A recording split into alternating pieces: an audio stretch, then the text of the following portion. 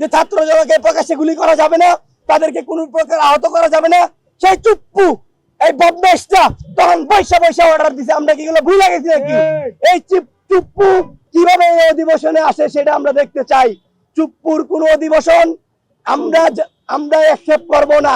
চুপ্পু যদি এই অধিবেশনে অংশগ্রহণ করে তাহলে সেই চুপ্পুর নিয়ম অনুযায়ী প্রধানমন্ত্রী খুনি হাসিনা, তাহলে খুনি হাসিনা কিন্তু বর্তমানে প্রধানমন্ত্রী।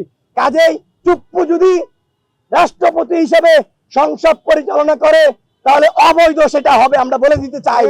আমরা বলতে চাই গণভোটের পক্ষে যারা রায় দিয়েছেন তাদেরকে আমরা বলতে চাই গণভোটকে নিয়ে কোনো ফাইজলামি করবেন না।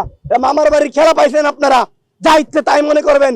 বাংলাদেশের মানুষ রক্ত দিয়ে যাবে, আপনারা রক্তের উপরে বৈশা রাজনীতি করবেন। আমরা দেখতে পাচ্ছি সাবেক উপদেষ্টা রেদওয়ানা, তার ইতিপূর্বের যে কার্যক্রম ছিল, কি কার্যক্রম ছিল, সে তো গ্রামে ছিল কট বানু, এখন শহরে আইসা সাহারা বানু হয়ে গেছে না। এই বানুগুড়ি এখানে চলবে না।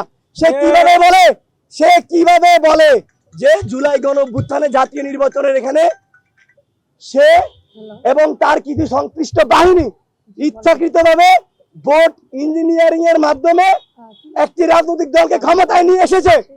তাহলে আমার প্রশ্ন, বর্তমান যারা ক্ষমতায় আছেন তার মানে কি আপনারা স্বীকার করে নিচ্ছেন যে আপনারা ভোট ইঞ্জিনিয়ারিং এর মাধ্যমে বাংলাদেশের ক্ষমতায় এসেছেন? যদি তাই না হয় তাহলে এই মহিলা, এই রোজার মাঝে তো মানুষ বলে যে শয়তান পালায় যায়, কিন্তু এই মহিলাকে দেখে মনে হয় যে রোজার মাঝে শয়তান পালায় না। এই মহিলার কাছে মানে সেটা আমরা দেখি মানে বর্গা দিছে। আর এর ব্যাপারে এই মহিলার যে ব্যাপারটা তারেক রহমান ক্লিয়ার করবে যে সাবেক উপদেষ্টা রেদওয়ানা যে বক্তব্য বলেছে সেটা ভুল। অন্যদিকে 2000 শহীদদের রক্তের বিনিময়ে 30,000 আহত জুলাই যুদ্ধের বিনিময়ে যে নতুন বাংলাদেশ নির্মাণ হয়েছে, যে গণভোট নির্মাণ হয়েছে, যে গণভোট হয়েছে, সেখানে রেদওয়ানা কিভাবে বলে তারা একটি দলকে বাঁচার রাজনৈতিক ক্ষমতা দেওয়ার জন্য, একটি দলকে রাজনৈতিক ক্ষমতায় নেওয়ার জন্য তারা ভোট ইঞ্জিনিয়ারিং করেছে। বাংলাদেশের মানুষ এখনো মহিলা যায় নাই। যারা জুলাই গণ অভ্যুত্থান করিয়েছে হাত পা হারাইছে, প্রয়োজনে তারা আবার হাত পা হারাবে। এই মহিলার দৃষ্টান্তমূলক শাস্তির দাবি আমরা করি। আপনারা এখন আসিফ নজরুলের নিয়ে কিছু বলেন না ভাই, আপনারা কি ভয় পান নাকি আসিফ নজরুলের নিয়ে কথা বলতে?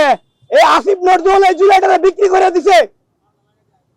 সারা বাংলাদেশে যে সকল শহীদ হয়েছে ভাইয়ের আমার, যারা আহত হয়েছে তাদের পরিবারে যান, খোঁজ খবর নেন।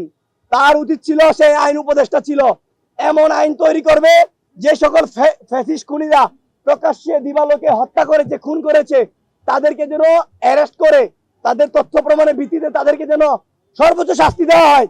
কিন্তু এই আসিফ নজরুল সারা বন্ধ টাকা পয়সা নিয়ে সেই খুনিদেরকে আবার প্রকাশ্যে ছাড়ে দিছে। আমরা নিন্দা জানাই। আমরা বলতে চাই আসিফ নজরুল এই জুলাই গণ অভ্যুত্থানকে ব্যবহার করে কোটি কোটি টাকার মালিক হয়েছে, কিন্তু সেটা তার নিজের অ্যাকাউন্টে না। আপনারা খোঁজ খবর নিয়ে দেখেন, তার আত্মীয় স্বজন, তার ভাই বন্ধু, তার শাশুড়ি শাওন, সে আওয়ামী লীগের বড় একটা ফেসিস।